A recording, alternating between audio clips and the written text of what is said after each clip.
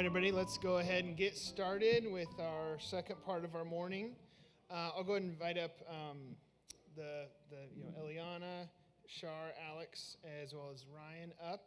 And as they're coming up, FYI, multiple people asked about slides. I'll definitely be getting slides from presenters and sharing those all with you. I know we had to go quickly through those last ones. And then I think Troy, we're going to try to put him at just give him a couple minutes maybe before the panel discussion starts. So he's going to be talking about the EO 2102 process. So with that, I think we're ready to go. Eliana, take it away.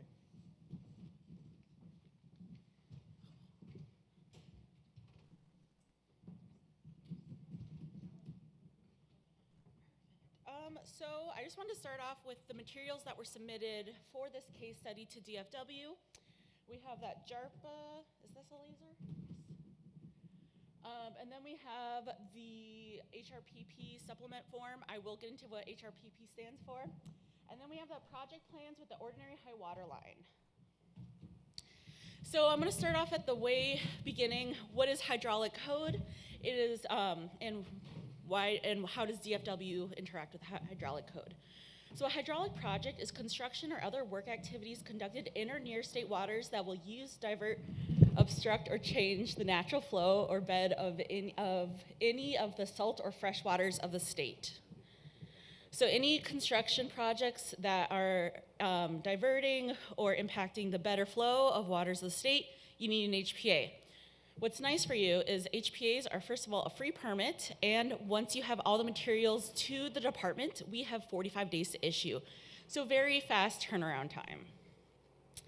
So there's a few different types of HPAs. We have the standard, and then under the standard, we have two different streamlined HPAs. We have the Fish Habitat Enhancement Project, which is an FHEP, or the Habitat Recovery Pilot Program, which is the HRPP. And then we also have emergency, expedited, and pamphlet, but for the most case, this group I feel like will do either standard, FHEP, or HRPP. So when do you need an HPA? As we talked about, anytime you are working in or near water that's impacting the better flow. And so HPAs can be anything for mom and pop, backyard little creek thing to $200 million project and everything in between. So I'm a 90s kid, so I had to have some Kim Possible in here. But if you're not sure where to start, reach out to your habitat biologist, reach out early, reach out often. We give free technical assistance. We have Kelly Snodgrass, our environmental engineer, who's amazing and will always want to kind of look over the projects, especially those bigger ones. And also, we've had times where people have reached out, like, oh, here's our 90% plans. And we're like, oh, thanks. Unfortunately, there's some issues with this. And so they have to go back to the drawing board. And so that means more time, more money, and just delaying projects. And so I really encourage you to have us come out. We love to do site visits, any excuse to get away from our computer. We are all local. I'm in Okanagan. We have some of the back there that are Met-How, Chelan. So we're usually pretty close. Please reach out early and often. So what is needed for a standard HPA? You need to fill out the HPA application or a JARPA, which is what they did in this case study. They did a JARPA. You need a SEPA determination, and then project plans with ordinary high water line labeled. And I keep saying SEPA and ordinary high water line because we get a lot of HPA applications that are actually marked incomplete because they don't have a SEPA determination or they don't have project plans with the ordinary high water line. In the habitat biologist, we do not get the application materials until it's deemed complete and accepted by our processing staff. So what is a JARPA? That is a Joint Aquatic Resource Permit application. And one thing is, it is a little lengthy, it's about 15 pages, but what's so nice is that you fill it out and you can submit it to federal, state, and local agencies for different permits. And so instead of having to apply for all these different permits, you can just fill out one application instead of doing multiple applications. So there's two different ways you can use a JARPA when it comes to DFW. The first is that you can actually go on apps, fill out the standard HPA application, and you can use what you filled out to spit out a JARPA. The one caveat with that is that the HPA application is not as thorough as the JARPA, and so when it spits it out, you'll still have a lot to fill out. But another way, but if you already put your information in HPA, then that's your one option. Otherwise, another one is fill out the JARPA and just send it to our processing folks in Olympia, and they will upload all the information for you. So how does a project qualify for the Habitat Recovery Pilot Program, or the HRPP? So first, a project must benefit freshwater, estuarine, or marine fish or their habitat. 2, must be reviewed, approved, or funded by one of the selected restoration programs. If I remember correctly, there's 13 different ones. Document consistency with local, state, and federal flood risk reduction requirements. And it's my understanding that Department of Ecology provides floodplain management guidance and assistance. As we've heard about, cultural resources, so it needs to be reviewed by Department of Archaeology and Historic Preservation, so DAP, and also the affected federally recognized tribes in the area. And then if it is on state-owned aquatic land, you need to apply to DNR. So before you even apply for that HPA, one thing you want to do is work with local government and floodplain administrators to start the floodplain permit review process. Second, one thing that's really important, you know, we've had conversations earlier, where do I start, what's the roadmap, where do I begin? Second, you want to provide application materials to DAP at least 60 days before applying for that HPA with DFW. Third, you want to provide application materials to the federally affected recognized tribes 60 days also before applying for HPA. Depending on how it's done, it could be in combination with 2 or separate. And then, as I talked about, if DNR is the landowner, you want to provide them materials at least 30 days before. So now you did all of that, what's next? First, you need to apply for a standard HPA. So in this case, they did a JARPA. If you already have that filled out, send it to our processing team. Otherwise, you can fill out the standard hydraulic project. Pre-applications are always welcome. Reach out early and often. And then one thing is, because HRPPs is a streamlined fish habitat enhancement, they are SEPA exempt. And so you want to note that in your HRPP application that you are going under HRPP for when it asks what you're planning on doing for SEPA compliance. You will then send a copy to your local government, to the MAP team members, which you can see on the right-hand side, and then affected federally recognized tribes. You're going to complete the application, so you're going to fill out the application, and then you'll also have supplemental application form, and then you'll also, any verifying documentation, like that you already did cultural resources, and then notifications will be sent out to government, tribes, and MAP team members. And one question people might ask is, why do I have to send out these materials? I guess I'll go back to this slide. Why do I have to do these 60 days before? Well, we actually only have 45 days to issue this HPA, and so others are going to need a little bit more time to review those documents compared to us. And that's it. I was like, I try to be fast and efficient. Okay, and I am going to be going more in depth on HRPP and how it's a streamlined process later in the afternoon, but I'm also happy to answer any questions now. And I would just like to point out that this project is actually the first HRPP in the entire region too.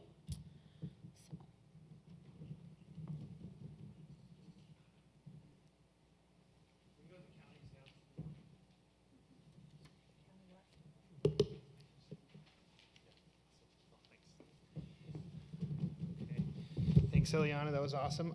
Yeah, let's, for SEPA and shoreline permitting, I don't know, Okanagan County, you want to lead off or share anything about the SEPA or shoreline permitting process? So a lot of oftentimes the fish restoration projects are going to be SEPA exempt, like Ellie said. And for the HPA, I believe we just give you a little blurb that says that it's SEPA exempt for you to issue the HPA? Yeah, so for HRPPs, they are actually SEPA exempt, but for standard HPA, yes, we need SEPA determination, whether it's MDNS, DNS, or EIS, and that we would get from typically you guys.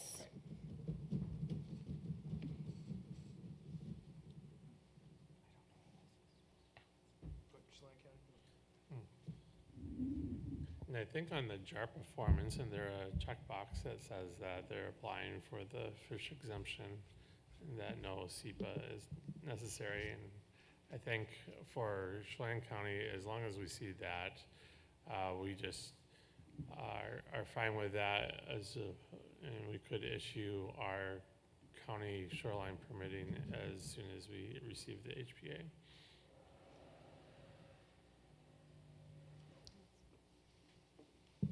Great. I guess any questions on that for the counties? Maybe I'll be going into this afternoon, but what's the difference or advantage of the HRPP versus the fish habitat exemption?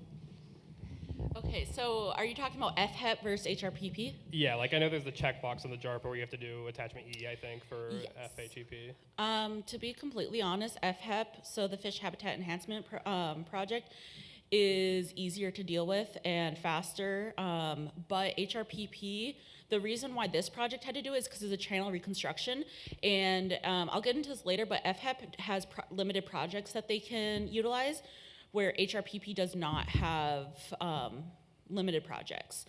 But there's caveats to both. I actually have never done HRPP, but my basic understanding is if you can do FHEP, go with the FHEP. If you cannot, HRPP is more utilized on the west side than the east side. And FHEP is SEPA exempt as well, correct? Yes, both of them are SEPA and shoreline exempt.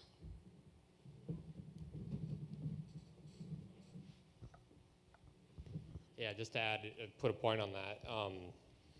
For this project, so it wouldn't have been eligible for the fish habitat exemption.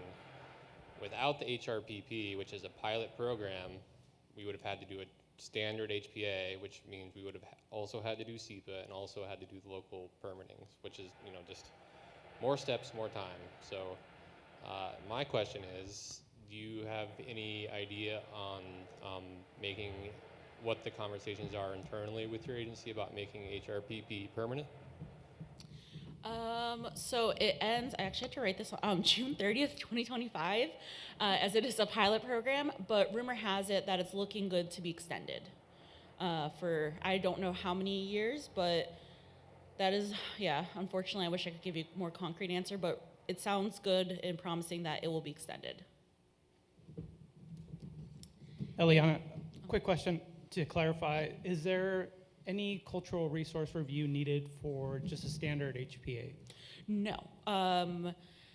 At least from our perspective. From DFW, we do not require any cultural documents for FHEP or HPAs. We do for HRPPs. But I just also want to clarify that does not mean it's not subject to, but just from DFW standpoint.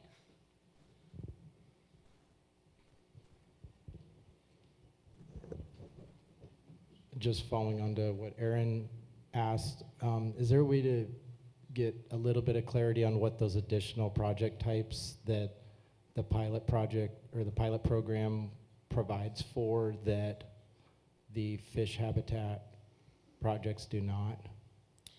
Yeah, so the fish, is there a way you guys could go to, because I have a nice slide showing, so the fish habitat enhancement, one thing is you need sponsorship from a selected list. So lots of times it's either a tribe or conservation district. And then the HRPP has to be reviewed or funded by one of the 13 different boards or agencies selected on there. So that's one aspect of just the application. When it comes to project types, I don't know if I know this on the top of my head, but FHEP, it's, here, I was gonna say, I can grab my iPad. I just don't wanna. Oh, I say it's gonna be the stream, it's PowerPoint 3. Oh. Is this Power? Because this doesn't cover FHEP though. So it's the streamlining one from the afternoon. Do we have time? I was gonna say, We can just talk about this after. otherwise I have a runner. We can talk about this afternoon. Okay, so let's say, because FHEP is limited, there's 4 different projects, but only 3 apply to east side. The 4th one is eelgrass. Thank you. Nate Schmidt, your local habitat bio.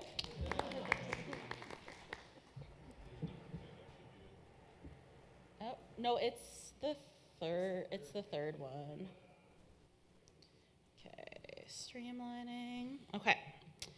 So for it has to remove a human-made fish passage barrier, restore eroded or unstable stream bank using bioengineered techniques, or place woody debris or other in-stream structures that benefit naturally reproducing fish stocks.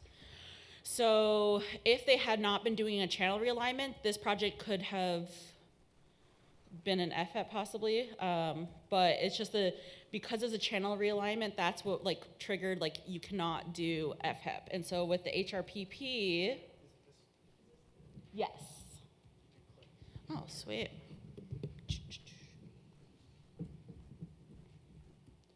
So here's as you can see, FHEP, limited project types, HRPP, no limited project types. They both are HPAs and they both are SEPA and local permit exempt. So FHEP is human barrier removal. So lots of times it's culverts, eroded unstable stream bank, and then wood debris. And then the last is eelgrass, which we don't have any oceans here. So, and for part of the application, you need in writing that it's supported by one of these groups. And then for HRPP, there isn't really a limit in project. It just needs to benefit freshwater, be reviewed, have the cultural resources, and then it gets you out of a lot of local permits, just like the FHEP. I hope that answered. Long story short, FHEP is very limited and HRPP is a little more open, but there's a little more steps to it.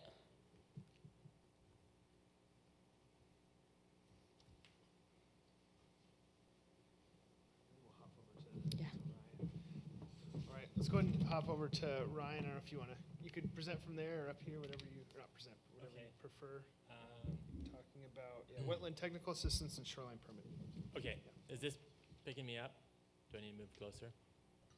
People can hear good. Okay, great.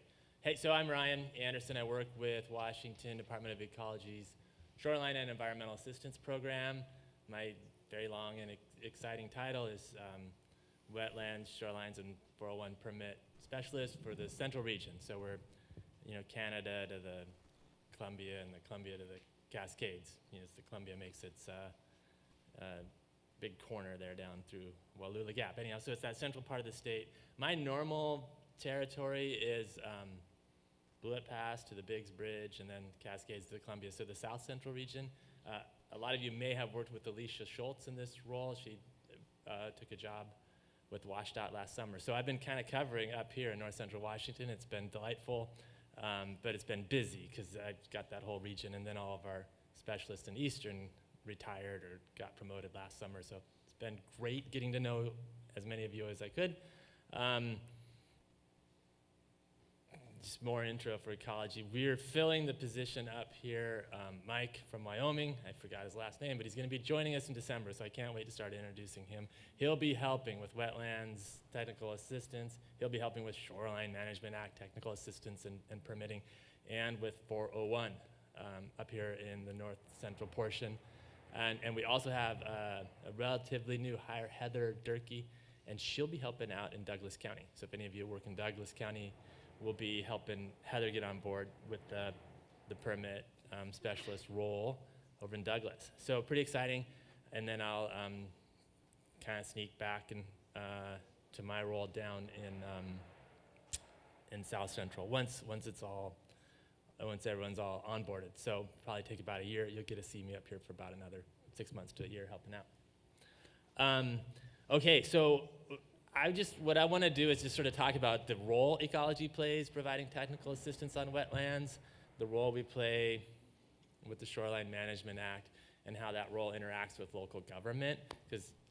And so sort of at the start, we do provide wetlands technical assistance. We provide it to and at the request of local government. So I'll get a lot of folks asking me, oh, could I come out and tell them if they have a wetland because they want to sell their place and they're afraid that no one will buy it if it's got a wetland. Unless local government asks me to go do that, I'm not going to go do that. Simply because ecology doesn't have enough time. We're not consultants. You need to hire a consultant to do that. But if local government says, gosh, this might be a wetland, it might not be a wetland, we don't know, can you do a determination? Yes, ecology at request of local government will go out, we'll do a determination. And that's usually just sort of one hole, one plot, one data point using the Army Corps manual and usually arid west supplement, just depending on where we are. And it's like, is it a wetland, is it not? And then if we say, yes, it's a wetland, any work around that impacting that wetland, well, now folks are needing to do their own delineation and rating. But so we can do a determination at the request of local government, but not at anybody's request. Although it's always tempting because we always want to go outside and look at the mud. Soil. So that's how we provide technical assistance. It's all through that partnership with local governments, right? And helping them respond to ERTS, Environmental Reporting Tracking System, complaints, right? So someone calls in and says, my neighbor who I've never liked is digging up a wetland and I want them busted, right? And maybe local government's like, maybe they're just digging a hole. We don't know. So I can go out and do that determination. Is it a wetland? Are they digging it up? How bad is it? They never should have treated the neighbor's dog that way. There's a lot of those kind of complaints. We help local government with the wetland part of it. That's our wetland technical assistance role throughout the regions. And it's all related to helping local governments implement their critical area ordinances. And so if you're wondering what those critical area ordinances are, you can get on the MRSC website. And I can always just provide a link to a list of all the websites that I go to almost daily to get these things. But then you can sort through each county's or each city's critical area ordinances and find the exact wetland codes that they're following. They all look the same and they are all a little bit different and unique to those local spots. But it's really handy if you're going to be working with wetlands, you're going to be working with local govs, to just go read through the wetland portion of the critical area ordinance, so you know what the buffers are, you know what your consultant is supposed to be doing for you because it is written out in each critical area ordinance what a wetland report should have in it.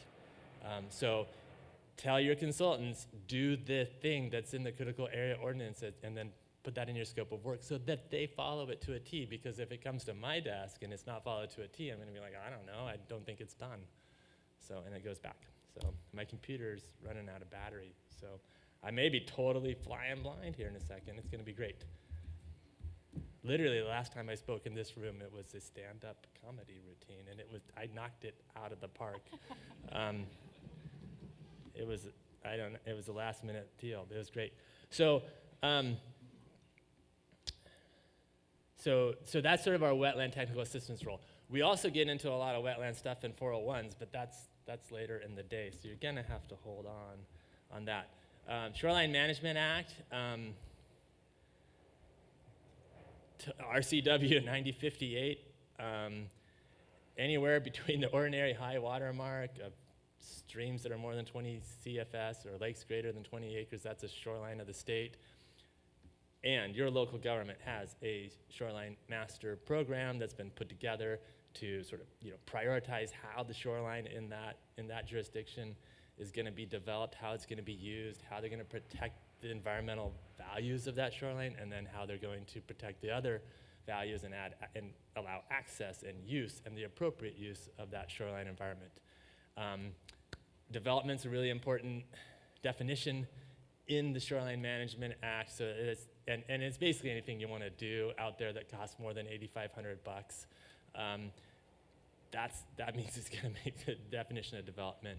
Another thing to pay attention to is whether your wetland is a shoreline associated wetland, and that could have a slightly different buffer or a slightly different process for working around or in with your local gov, or whether it's like outside of the shoreline. So your wetland report, your delineation shouldn't be just a delineation report, but it should be a report that sort of describes all of this that your consultant's going to put together for you, or that you're going to put together for you if you're so have the time to do that. But we want to know, is it a shoreline associated wetland, or is it outside of shoreline jurisdiction? But that's important to note. It's all there in the local SMP, Shoreline Master Program. It's all there in the critical area ordinances as well. So, but everyone should know this, right? Most fish projects are exempt from needing a substantial development permit. But make sure that you do check in with your folks and you get that letter of exemption from them, so that later on in the process, when I'm like, okay, it looks like it's probably an exempt project, but I'm doing a 401 cert review, I just want to double check, did you get your letter of exemption? Do they know that this is going on, so that when the bulldozer's out in the middle of the river, we all know this has got a letter of exemption, it's got a 401, and I can answer those calls quicker. So they're exempt most of the time. Often enough, though, if you're like also building, I don't know, something else out there, be aware that that something else might need a substantial development permit. It might need a CUP. So I don't know what that something else, something non-fish related with your project. You know, just because you have a fish component over here doesn't make the whole project exempt. So often I think we would see that with a transportation type project, which has its own exemption criteria. But often enough, it's like, oh wait, you're building a mini mart for the fish. You're gonna need a substantial development permit or a CUP, conditional use permit. So, but we work a lot, or we try to work as much as we can with local governments on these two processes: wetlands, technical assistance, and then the shoreline planning. Shoreline planning and shoreline permitting. So I don't know, has anybody ran into any like great experiences with these two? We'll talk 401 experiences later, but with those two experiences?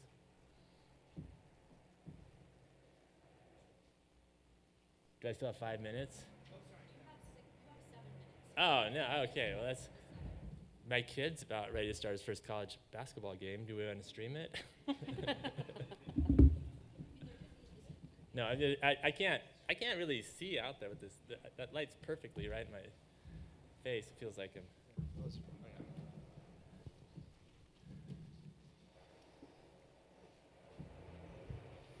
Hey, Ryan. I had a question about when ecology is the SEPA lead. Does ecology ever take that role for projects that require a 401? Would we be the SEPA lead? Right. Or is that always kicked down to the county? It's usually gonna be at the county level. Yeah, we always would say start at the most local level for SEPA. Yeah, because there's gonna be other. I would assume there's just other permitting nexus that keep it generally at the county level. So. Yeah, I mean, it always depends, but generally it's going to be at that county level.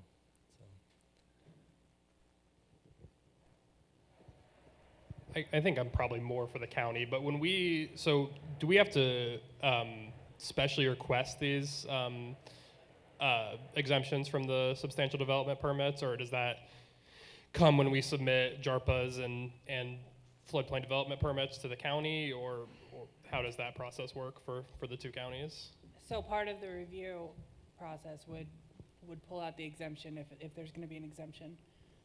We'll look at the whole project scope, and I always look for exemptions before I go farther, so. And you just send us that letter then when we submit to you? Well, there's still the process of the exemption, which is kinda silly, but yeah. Okay.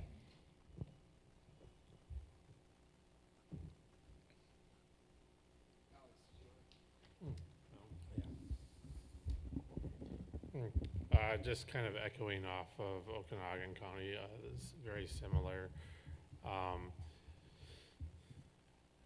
For projects, you know, if you send us the JARPA and if there's any mitigation, you'd want to include that. Typically, we do require, even for shoreline exemptions, we do require you to demonstrate that you are in compliance with the different exemption regulations in our SMP, and if you do meet those, then we would either issue a letter of exemption, or if public noticing is required, then it would go through the 2-week shoreline exemption process.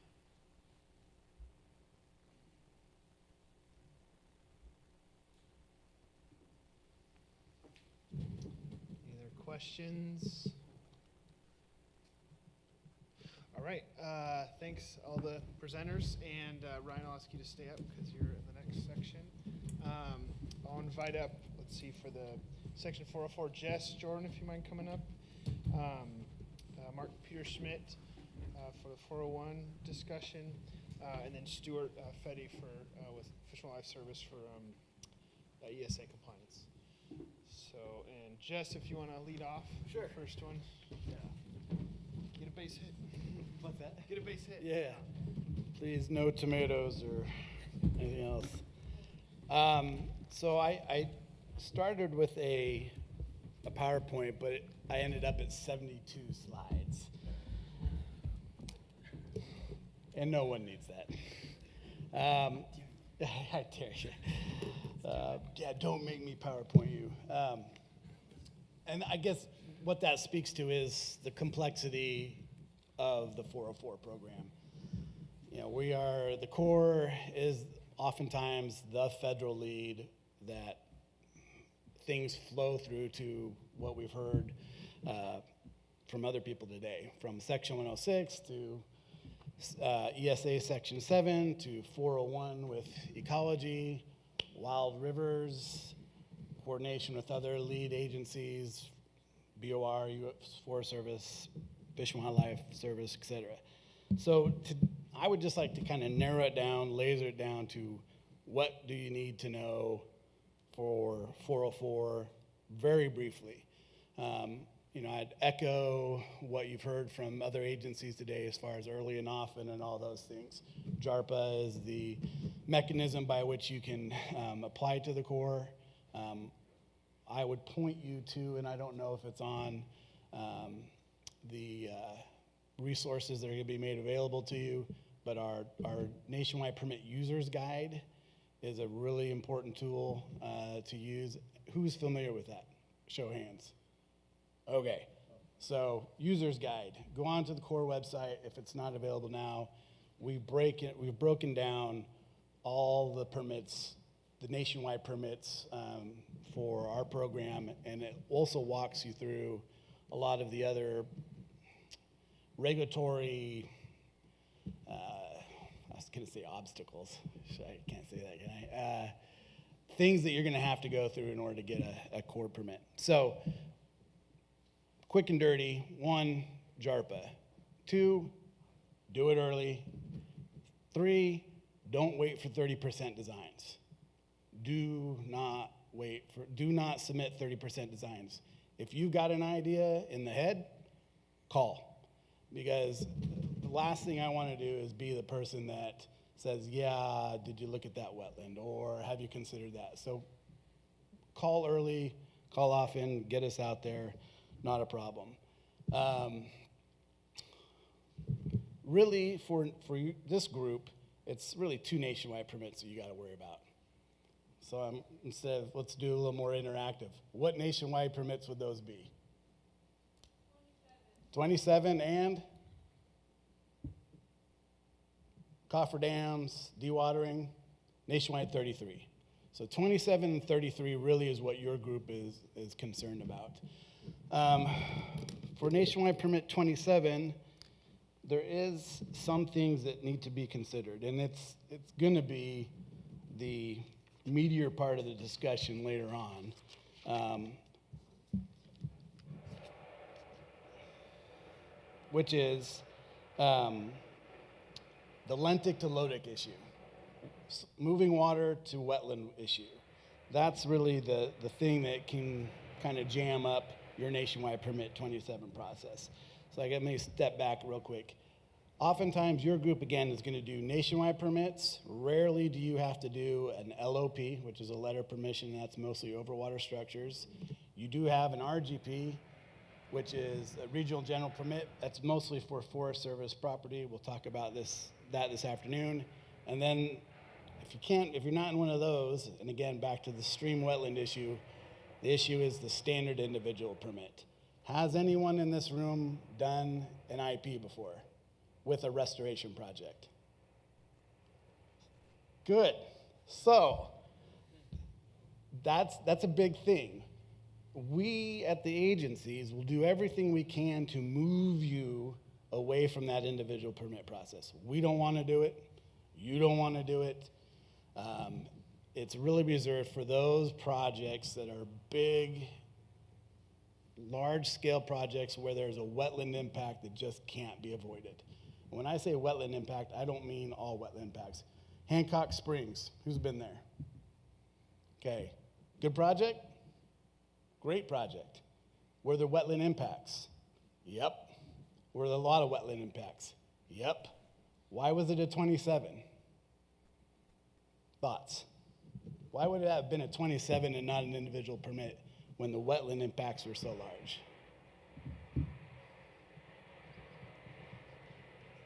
I'm okay with silence. No wrong answers. Why do you think it would have gone a nationwide permit route rather than a individual permit route? Okay, so in the nationwide permit 27, it reads, activities in waters of the U.S. associated with the restoration, enhancement, and establishment of tidal, non-tidal wetlands and riparian areas, the restoration and enhancement of non-tidal streams and other tidal open waters, and the rehabilitation and enhancement of tidal waters, tidal wetlands, and tidal open waters, provided those activities result in a net increase in aquatic resource functions and services. So that is an important piece of that nationwide permit 27. If you can aptly and eloquently show that there's an ecological lift, that's critically important. So that's one to write down. Make sure that you're telling the story that ecologically speaking, you're gaining a lift from your project. For nationwide permit 27, what is the threshold that kicks it into an IP for the Corps? Kind of a trick question. Anybody got it? No one's looked at the nation. No one's reading these at night. Come on. Okay, so it's a half acre, but is it? It's a half acre, and that triggers potentially an individual water quality cert by ecology. It's a half acre if, again, looping back to, though there's not an ecological lift in those services and values. So Hancock Springs, big project, huge ecological lift, both from a lentic and a lotic perspective. My friends from the Yakima, I don't know, maybe they're online. They had a project a number of years ago, great project, good project, but was going to go through a massive aspen wetland system. Going to be about 1.5 acres in impact. That was going to be an individual permit, not a 27 like Hancock Springs. Why? A loss of ecological values and services. That wetland type was such a rare wetland type, it didn't pass the red face test of being able to have the impact and say that we didn't have a decrease in the ecological lift of resource value. So that's the critical piece for the nationwide permit program. The nationwide permit 33, temporary access, construction, dewatering, that's your coffer dams, your dewatering. That's usually not a problem. It's that 27, what was that, 5 minutes? Okay. Other elements that are important. From a ESA standpoint, you've got a couple options that the Corps will look at, and Stuart will talk to it, but if you have another federal lead like BPA, you've got HIP 4 now, right? So that's a programmatic, moves through quickly. BPA is the one that does it. We get the compliance on that. Make sure you get that in within your permit. Let us know ahead of time, hey, BPA or Forest Service or US Fish, BOR is the federal lead, so that we're not starting that duplicative ESA compliance process. The Corps has a programmatic for fish passage and restoration. So you have a couple options to use. For your community of practice, really, ESA should not be an issue. You should be meeting one or two programmatics that are available for you for ESA compliance. What else? I think that's it, the Corps.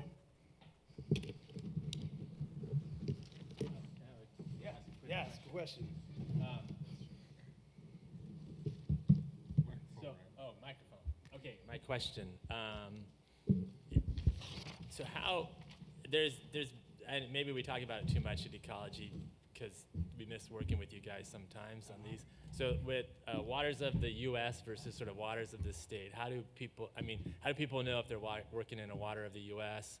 and they need to go to you for like the 404 talk, or maybe they're just in a water of the state now? Waters of the U.S. discussion pre and post Tuesday is something different.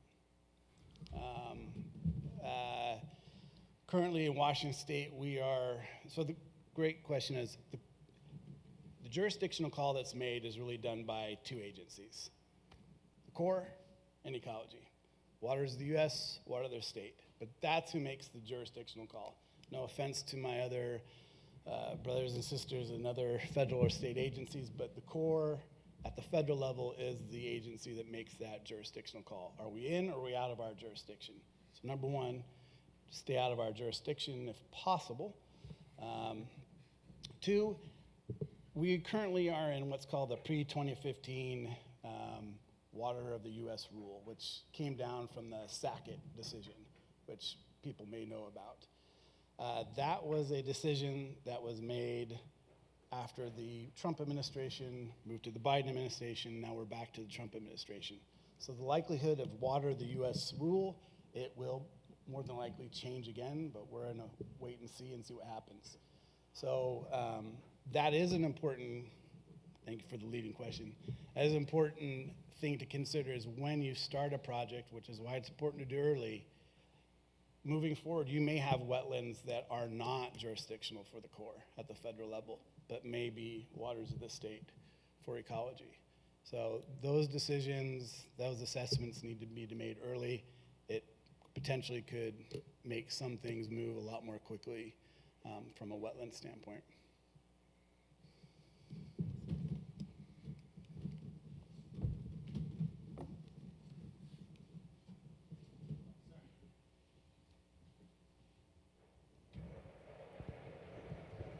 Hi, Jess. I had a question about Nationwide 27, specifically the limit for conversion of resources. So this project in particular, I couldn't tell if it was partially wetland to stream conversion and how you evaluate that. This one here? Yes. Yeah, so I mean, man, now, yeah, we're getting,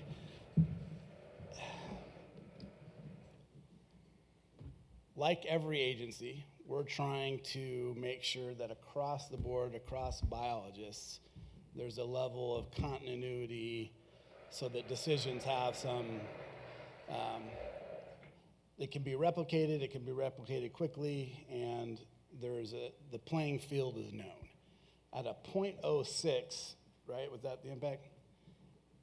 Given that small of an impact, compared with the lift, that's how you got to a 27 and not an individual permit.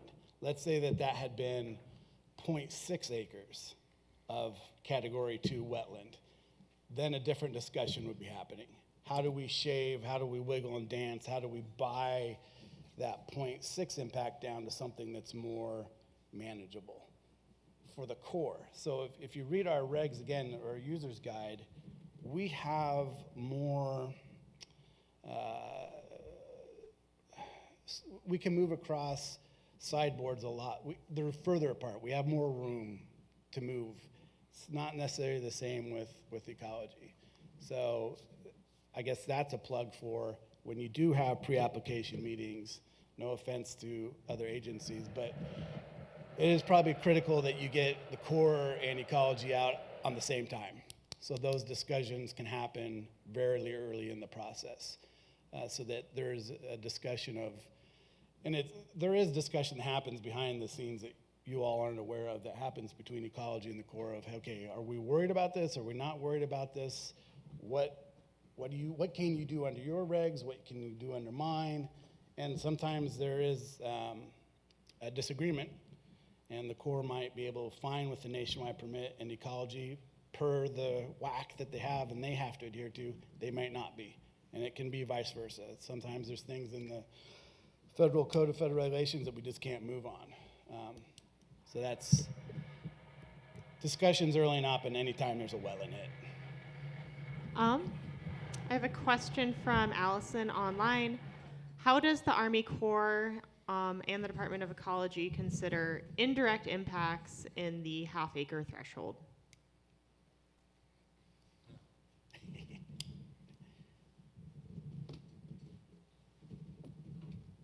Define indirect impact.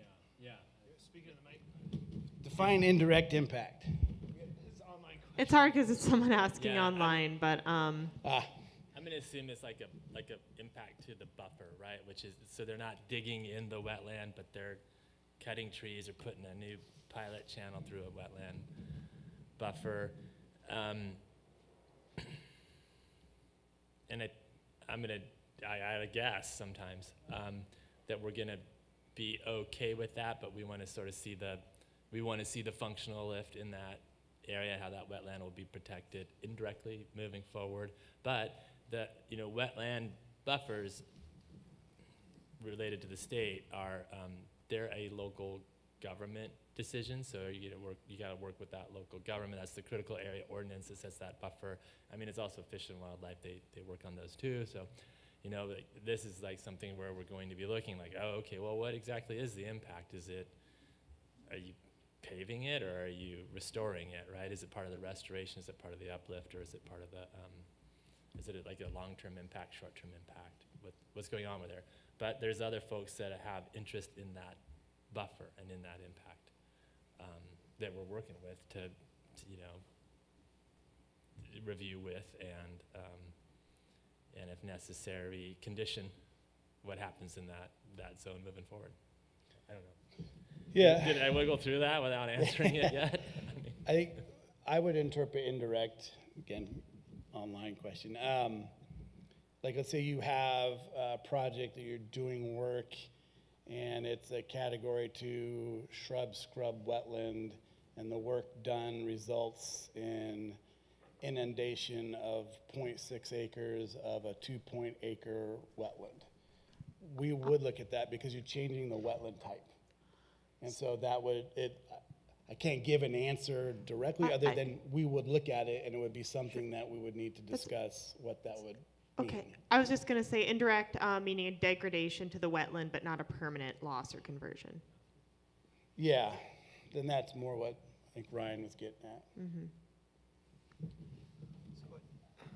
Yeah. Let's go ahead and have, I don't know, Ryan or Mark who wants to start off with the 401 or the construction stormwater permit discussion. So I'll let you two take it away. Got about 10 minutes. Give them a break from the stormwater. Well, okay. Ryan suggests giving everybody a break from him, so. I'm here to talk, I'm Mark Petersmith. I'm the watershed unit supervisor position for the water quality program, and one of my staff takes care of the construction stormwater permits in the north part of central Washington. Her name is Wendy Neat. She could not be here today, so you're stuck with me. That being said, I'm here to talk about construction stormwater permits. They're actually not that common when it comes to restoration projects, and primarily deal with the discharge of pollutants from the uplands into the waters of the state, or waters into surface waters, driven by storm events. And so the construction stormwater permit covers areas that would be greater than an acre and have a potential for discharging pollutants to the waters of the state from a storm event. And that includes, or is primarily, the most common, is sediment and turbid discharge driven by stormwater events. The construction stormwater permit is not included under JARPA. It is a separate application process. And in the case of the Peshastin project that we're in the context of, they did get a construction stormwater permit. It is active for the life of the permit, or for the life of the project. It was a little complicated because they had the lead contamination on site. Wendy had to go through an evaluation process when they applied for the construction stormwater permit to determine what was the risk or potential risk of having a pollutant in the discharge from the site, having the fact that the lead abatement occurred at the very beginning of the process. It was decided that a standard construction stormwater permit was able to cover the project for the Peshastin Creek. The construction stormwater permit, it does require 45 to 60 days to obtain coverage, provided you follow all the instructions, do the public notices in the local paper as required under the permit, following the instructions and providing the adequate information so that a permit can be issued at the completion of that public notice period. Again, the construction stormwater permit, it does require that a stormwater pollution prevention plan be developed prior to breaking of ground. That planning element is the primary purpose of the construction stormwater permit. Make you think about what is the potential for running pollutants off the upland and into the waters of the state, and making the proper best management practice decisions, what to implement to prevent that from happening. And so, again, Wendy Neat is the inspector, would be the person in contact with that. If you've got questions in regards to whether or not you need a construction stormwater permit, the requirements, who is required to have a permit, is the very first section of the permit. You can pick that up offline, off the internet, on Ecology's website. And again, it's mostly around the risk of having a storm event, move pollutants from the uplands into the waterways. If you're managing all the water on site, managing it, that is to say, without having it run off, but managing it through retention and detention and infiltration, you're not necessarily going to need a construction stormwater permit. There is another piece within the construction stormwater permit that I think is underutilized in some of these projects. That's called an erosivity waiver. It's section 1, part F of the construction stormwater permit. If you read through it, if you've got a project that is between 1 and 5 acres, and it's a short-term project, and it's during the dry months of the year, you may be able to just use the erosivity waiver for your permit coverage. It's short, self-certified. You turn in your erosivity waiver if your project qualifies for an erosivity waiver. You turn it into Ecology at least a week before construction, and you're done. When I say you're done, it does require you to do the appropriate best management practices to protect the resources, make sure you're not running off, but it is a short-term, shorthand version of the permit, and I highly encourage people to become familiar with that and see if your projects qualify. From my experience working with the construction stormwater permit in the past, the areas that some people miss, that a part of a project they miss and they need to account for, is both the area of the road access that is being built as part of the project and your staging areas. If your staging areas start exceeding or approaching that 1 acre size, and you've constructed new roadways in and out of that, you're just got disturbed ground of that starts coming close to that 1 acre in size, get out the construction stormwater permit, give it a good read through, especially section 1. Do you need the permit? Does the erosivity waiver meet your needs? There are other discharges that are allowed under the construction stormwater permit, such as dewatering discharges can be covered under the construction stormwater permit.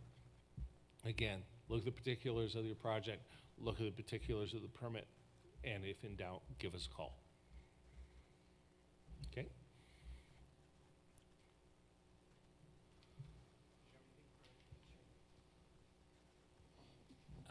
Well, I don't have anything to share on construction stormwater permitting. We will, in our 401 review, make sure that that's all in place if it needs to be in place, right? That'll be part of our review. So over in the Shorelines program, we're separate from the water quality program in that they do all of the rest of the hard work with the Clean Water Act and the State Water Pollution Control Act, and then we are in charge of the Section 401 certification reviews. And so if you haven't like really taken the time to pull it all apart and look at it, so that when the U.S. Army Corps issues a Section 404 permit or a project needs a Section 10 permit, State of Washington wants to certify that indeed the project as it's being implemented and as it perpetuates post-project, it's going to not exceed, the work won't cause an exceedance of state water quality standards. So that's what that review process is all about, and those state water quality standards protect the biological, chemical, and physical integrity of waters of the state and waters of the U.S. So that process, we often answer questions about that process with our favorite answer, which is it depends. And so and that's usually, it depends is often our answer to a lot of questions about the timeline and what is needed. So, and a lot of those answers to it depends can be found in that nationwide permit guidance that Jess was talking about. And so that'll decide. So if the Corps issues a nationwide permit 27, and you're wondering, do I need an individual 401 certification review, or do I need an individual 401 certification?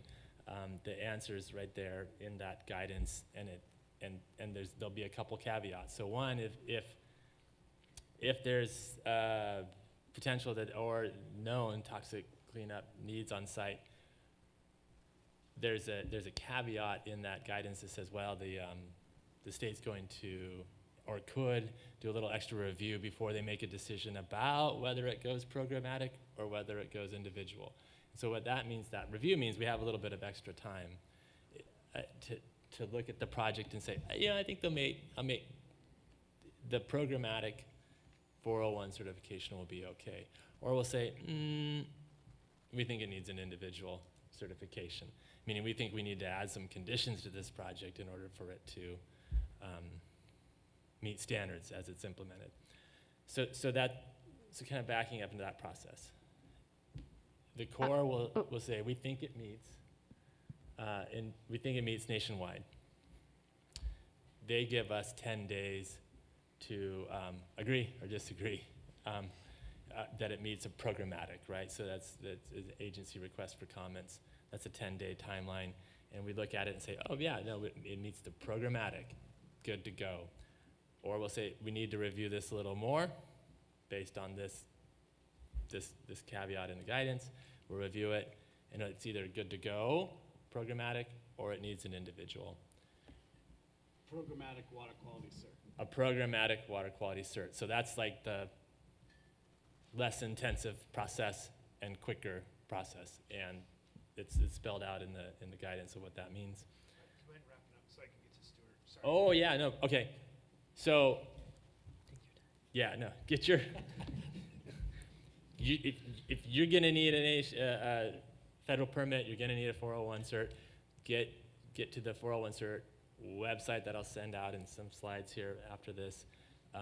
30 days prior to requesting the cert, you need to put in your pre-filing request form. We may need to have a pre-filing meeting, but then 30 days after you've turned in that form, you can turn in your request for a 401 cert. The links they send out will have everything you need to have in there for a very speedy review. If you don't have the things in there, then we request those things get put in there. It can delay your review, depending on how long it takes to put all that work together. So same theme, call us early, call us often. No agency has enough staff to keep up with all projects, so squeaky wheels get attention.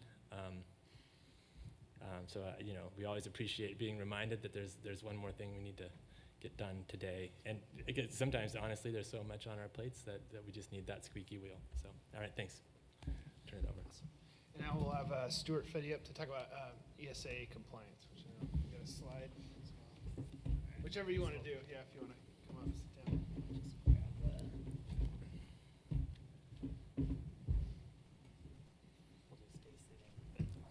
I think there are a couple slides.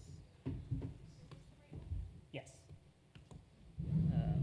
Okay, yeah, good afternoon. I'm Stuart Fetty. I'm a fish and wildlife biologist with the Ecological Services Program of the Fish and Wildlife Service. And the Ecological Service Program is responsible for implementing a lot of our kind of federal environmental laws, one of which is the Endangered Species Act.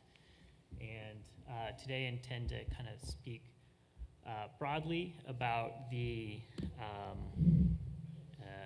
kind of consultation process under the Endangered Species Act, and then we'll speak a little bit more specifically about the Lower Pashastin restoration project and kind of the pathway it took.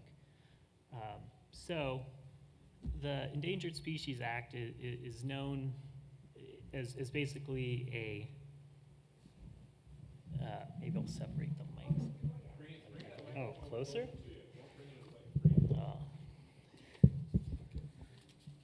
So the Endangered Species Act is known basically as a roadblock statute. And what that means is it basically has, you know, within the laws, it establishes take prohibitions. So what that means, and take is defined within the act as, you know, kind of a word salad of actions that could basically result in harm to an individual listed species or the critical habitat on which it depends, if that critical habitat has been defined. Harm can also include kind of significant habitat alterations that could, you know, modify the environment that an individual depends on, that could result in injury or death of that individual. And so really the goal of the Ecological Services Program is to help federal partners, project proponents kind of navigate this process to be able to bring their projects to completion while staying within the boundaries of the law, and also to help design projects that kind of minimize or eliminate kind of exposure of listed species to harm. And so the consultation process can proceed in kind of multiple directions. If there's a federal nexus, the Section 7 process of the Act is able to be utilized. And that is a faster process than the Section 10 process, which is the process that would be undertaken with no kind of federal project nexus. And a federal nexus is really, you know, established.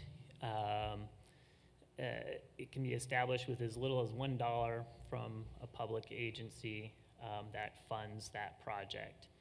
And so the Section 7 process,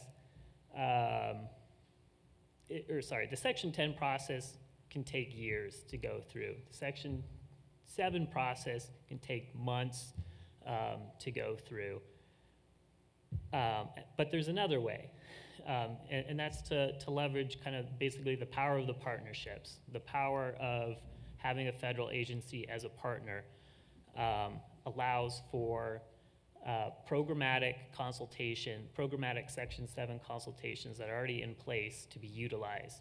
And that process can take, on the matter of days to maybe a month to proceed through. So they have kind of real-time benefits to getting a project ready for implementation. There is a trade-off, though. For these programmatics, basically all the consultation work has been done up front by the service. So the service has analyzed what they had identified as kind of these standard practices and the effects that are anticipated from those practices. And within that programmatic, there's kind of a list of general and specific project design categories and avoidance and minimization measures. And if a project is able to meet those project design criterias, avoidance measures, and still be able to proceed forward, then that's an appropriate pathway to proceed forward with, and is a great time saving. So of the programmatics that are available kind of in this region, there's 3 of them. Generally, there's the Habitat Improvement Programmatic with the Bonneville Power Administration. That programmatic is administered by Lizzie McKegg out of our local office here. There's the Fish Passage and Habitat Restoration Programmatic, which is administered by Travis Neal, also out of our local office. There's the Aquatic Restoration Biological Opinion that includes multiple partner agencies, including the Forest Service, Bureau of Indian Affairs, and BLM. And administration of that programmatic is shared by myself and David Dayan, and it's kind of split geographically north and south for who gets to do what there.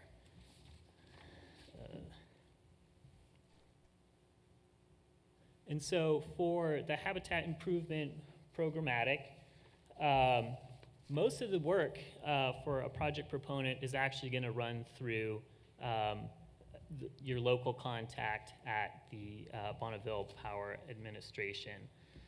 Let me back up a little bit.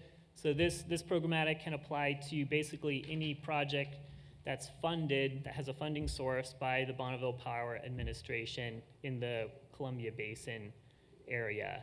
It also includes a little bit of the Willamette Valley, which isn't really a great concern here. There's,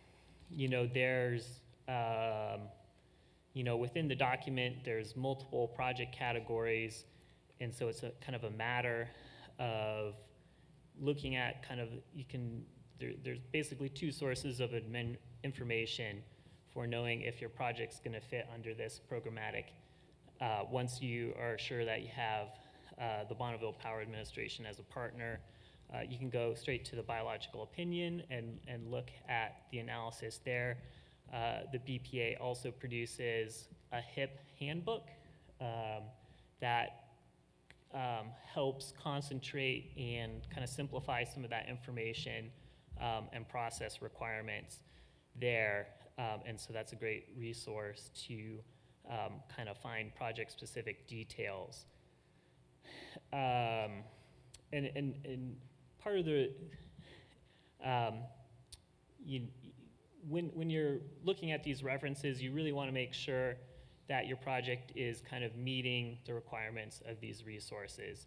Because within our biological opinion, we've basically assumed take for some species and assumed that some species will be completely avoided because the specific design criteria or avoidance measures within this programmatic is being met.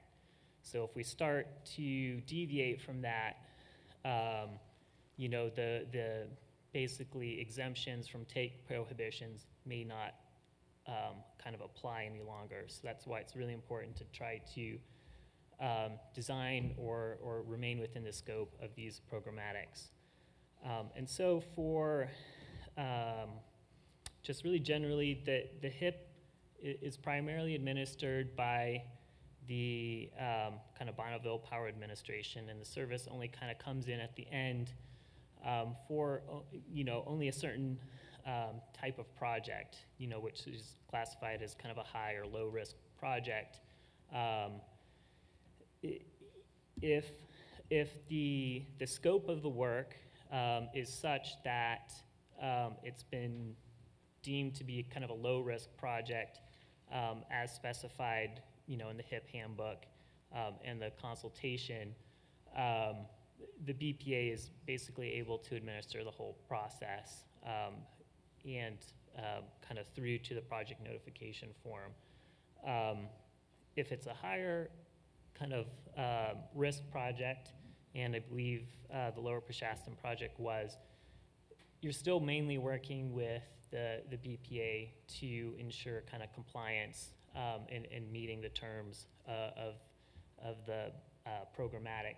But the service will come in kind of at the end to basically do a compliance check that that everything's square, and that is the process that was taken for the Lower Peshastin.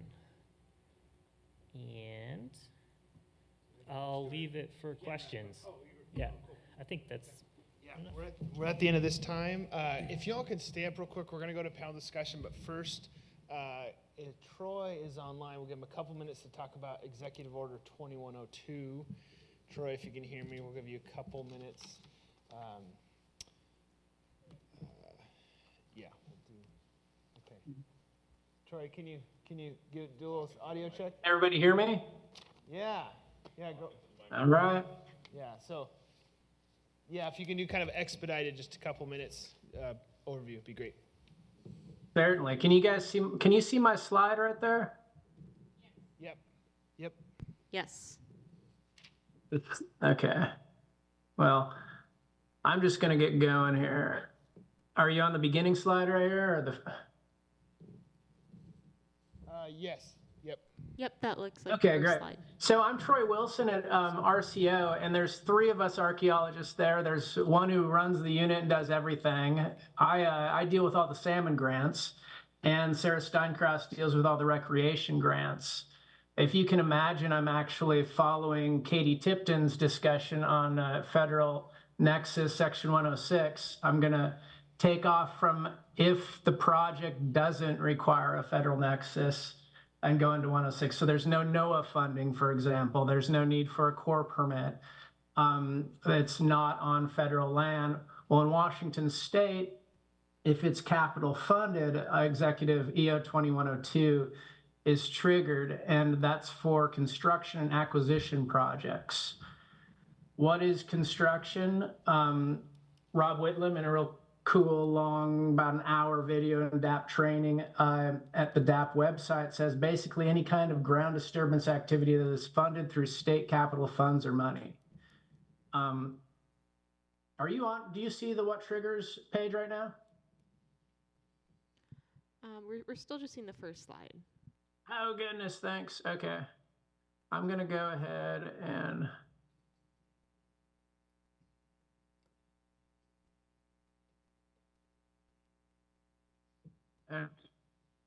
there we go. Okay, so it's construction or it's acquisition.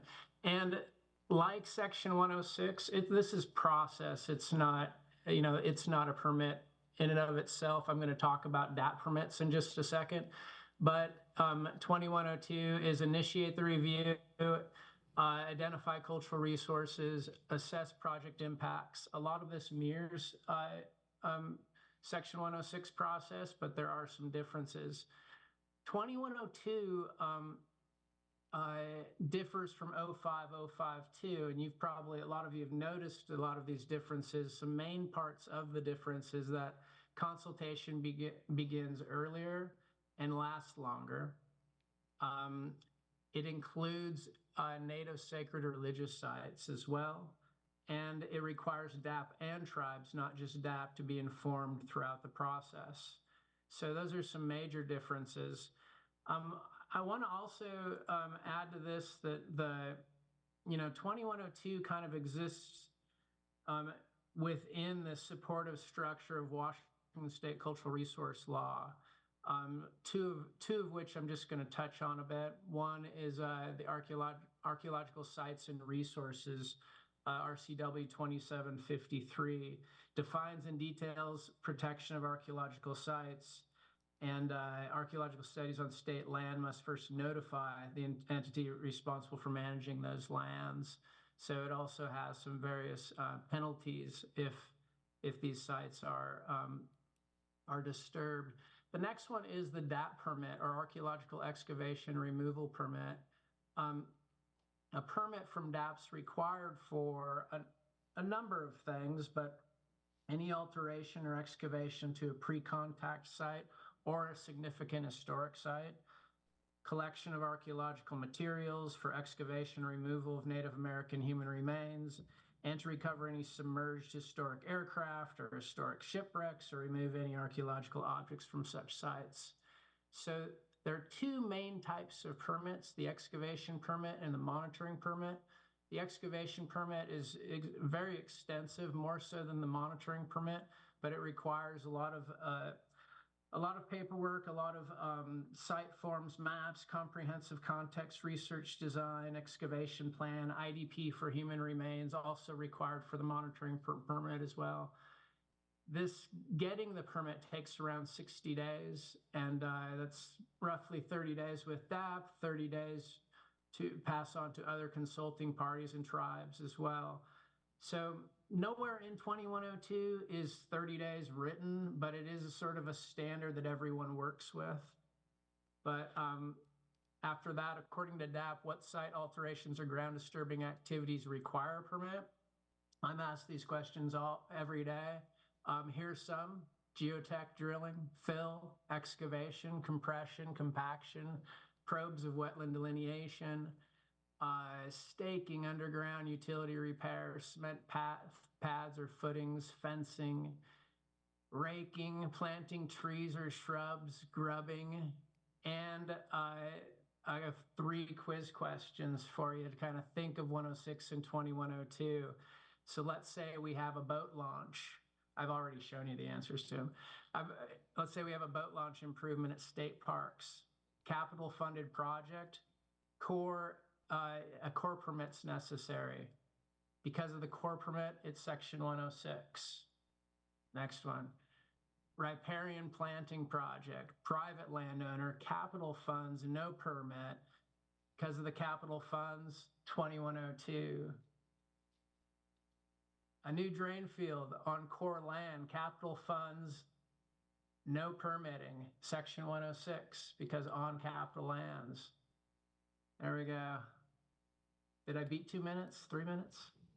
That was great, Troy. Thanks. All right, and now I'm going to invite folks that were up here. We're going to do our panel discussion.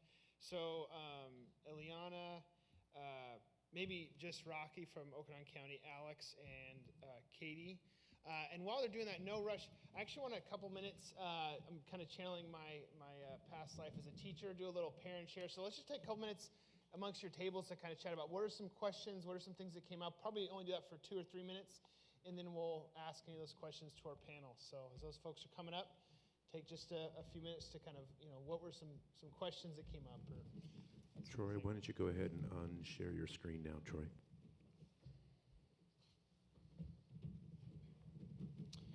Yeah, it's kind of tight. Nice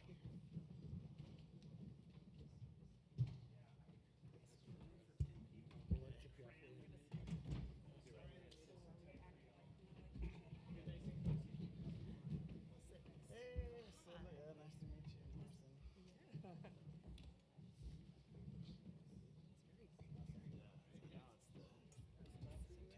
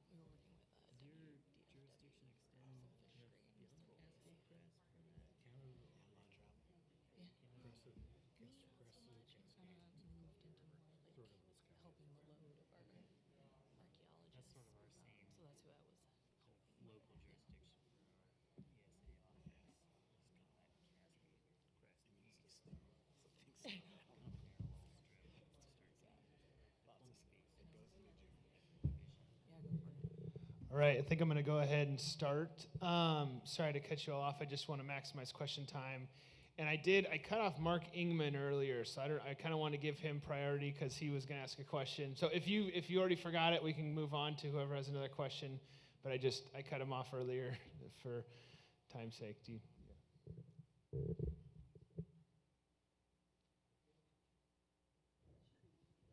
Hello? Okay. I think this was a cultural resources question, and I've had a few situations where one agency's kind of deferring to the other. One's more in a funding role, one federal, so a federal funder potentially, and then like a federal landowner. So I just maybe I could direct, I don't know who to direct it to, but let me put as simple as I can a hypothetical that's a little bit messier. Maybe this isn't a whole lot of use to everyone, but it would clarify a little bit for me. So we'll throw in matching to make it fun. So 50% state funding, 50% federal funding, and then it's on federal land that's not the same federal as the funder. So maybe you could just step us through the lead who we're working with to go through the cultural process that's not a permit. Yeah, that's actually a very good question. Section 106 supersedes Executive Order 2102 if you have that federal nexus. So we will step in as, I say we, as in the federal agency will step in. So when you have two federal agencies, I'm gonna just keep going on that hypothetical that we see this all the time with Bonneville Power being the funding agency for implementation, but it's on Forest Service property. We will coordinate with their cultural staff and have that conversation of who will take that lead reviewing position. So that conversation needs to happen. It's usually through email of understanding the nuances of the project and who has capacity to do that review as well. So unfortunately, we're all kind of stretched thin, but we will have that conversation of who has the capacity to take on those projects for the Section 106 review. With Forest Service, as an example, when it's on their property, if it's fully on their property, we would like to defer to Forest Service just because we don't feel as comfortable making a decision for the property owner, and we feel that it would be more applicable for Forest Service to go through the Section 106 review, and us being assistant will be not the lead agency reviewer, but helping out on those conversations and reviews. So that's a really long non-answer for you, that there's really no set process, but having more of a conversation and connecting those dots for the federal agencies, because sometimes we don't know who's doing what sometimes, so we want to make sure those dots are being connected by you, and we'll touch base with cultural staff and defer and have that conversation of who's going to be lead agency for the process. Is that helpful? Yeah, and it sounds like we'd say it was ecology or RCO that was the 50% match. We just relay that, oh yeah, BPA is running,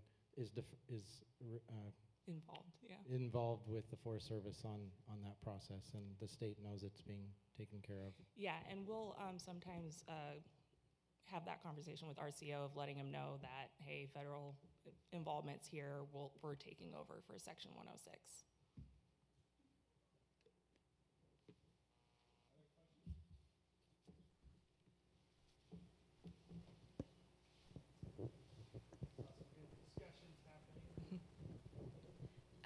I had a question for U.S. Fish and Wildlife Service. With the upcoming listing of northwestern pond turtle, we're already thinking about how we're integrating that into the longer-term permitting schedule for our projects.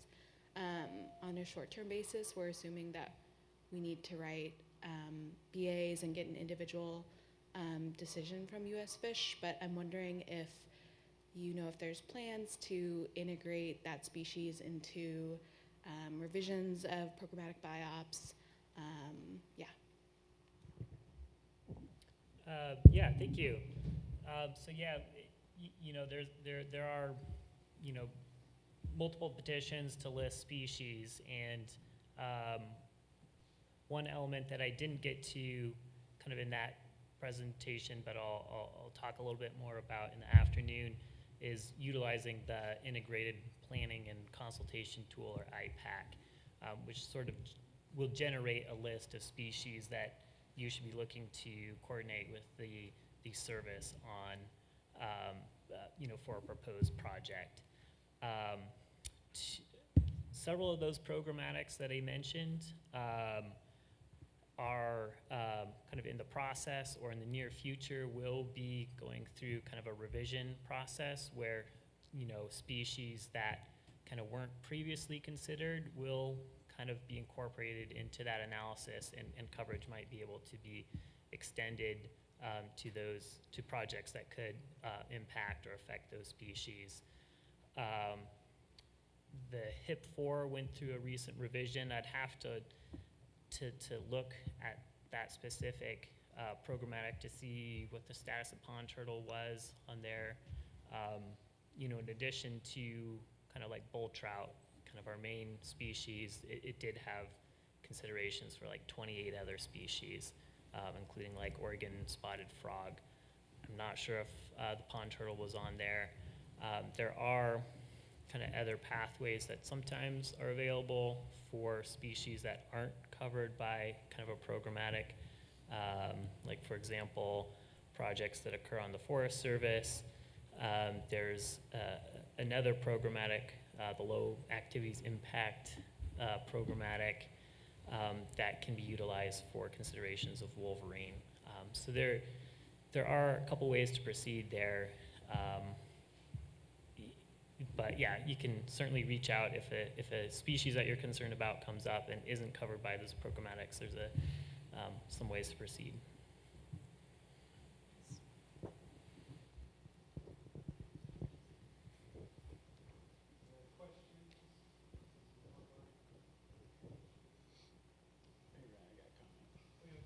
I'll make a comment since there's no questions. And I apologize if I'm clarifying something that people already know.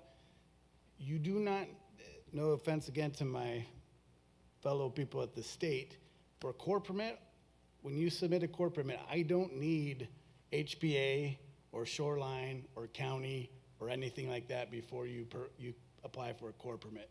The only thing is JARPA, coordination with ecology via that pre-filing, which is really important. How many people are really aware of the pre-filing? Because that seems to catch people. So we'll talk more about pre-filing. And then it's Section 106, ESA, and then potentially wild rivers. Other than that, I don't need the documents or the coordination or anything else at the state or county level. So newer PMs at restoration entities sometimes think they have to have one thing done before they can submit to the Corps. That is not the case. I don't need that other stuff. So as far as I know, time is always of the essence. Don't wait, submit to the Corps.